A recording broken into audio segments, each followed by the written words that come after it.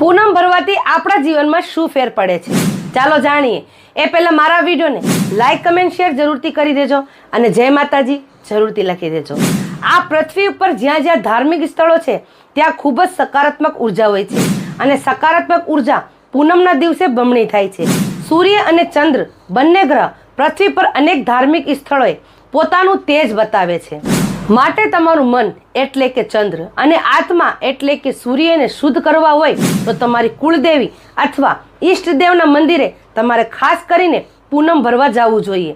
જો તમે ડિપ્રેશનના શિકાર હોય, કારણ વગરની ચિંતા હોય કે ડર લાગતું હોય, એ લોકોને ખાસ કરીને માતાજીને, મહાદેવજીને અથવા કૃષ્ણજીની ફરજિયાત પૂનમ ભરવા જવું જોઈએ। જો મારા આ વિડીયોને શેર કરવાથી કોઈ પણ માણસને સારું થતું હોય તો આ વિડીયો શેર જરૂરથી કરી દેજો અને તમારી કુળદેવી હોય કે તમારા કુળદેવતા હોય એમનું નામ જરૂરથી લખી દેજો।